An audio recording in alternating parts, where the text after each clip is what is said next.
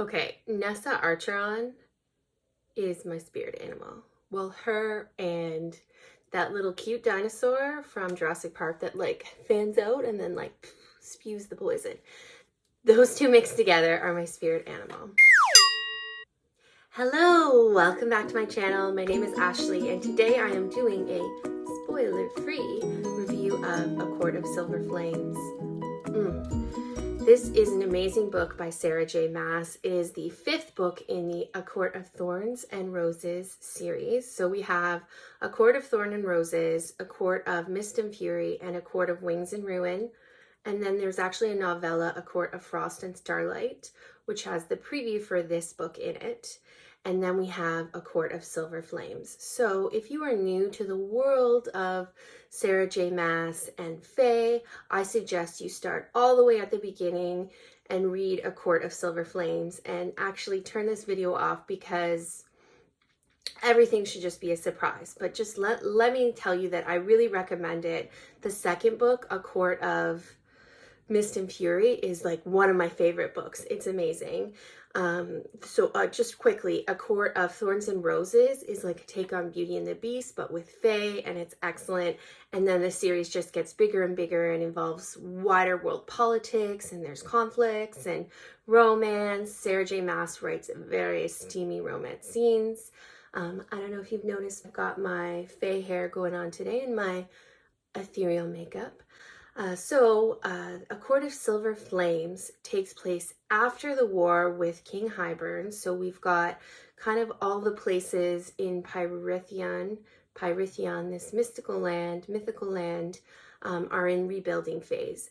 We have the Illyrians, which are the giant winged creatures. They're a warrior race.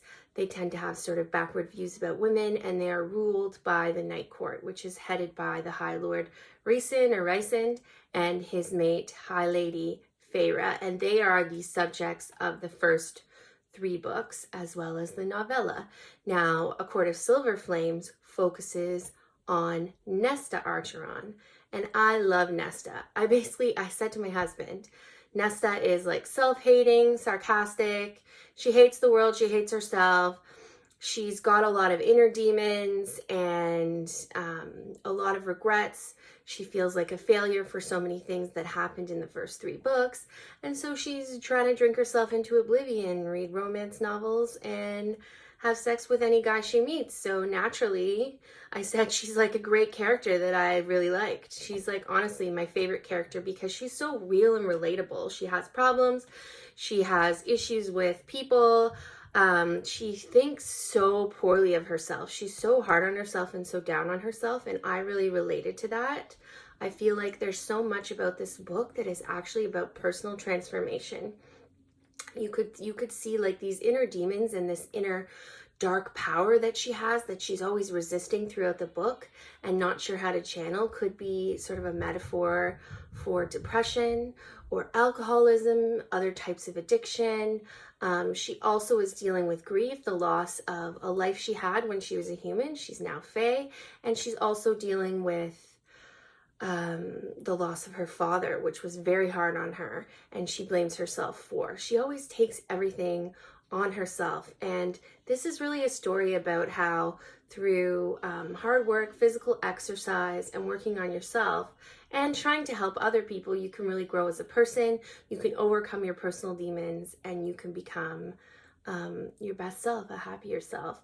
Cassian is her mate or her romance, her man, her fae male. He's a Larian, so he has those big wings. He's a warrior. He's the sword or the blade of the Night Court. He's a general. He's done a lot of heroic things, including putting a lot of baddies in prison and leading armies, and the two of them together, sexy, hot, steamy love scenes. Also, let me just say that Cassian basically is like her personal trainer, and if my personal trainer looked like Cassian and was my lover, I'd be a lot fitter, okay? I'd be a lot fitter. So yeah, the premise is that Feyre got this big bill where Nessa spent a bunch of money on like booze and men and gambling and whatnot. And she's like, enough. You will now live at the top of this really tall tower. The only way to get down is if you walk 1,000 steps or 10,000, something like that. I think it's 10,000. And you won't be taking any more of my money. So if you can get down, you better find someone else to buy you a drink. And then you will train with Cassian every day, physically train on fighting.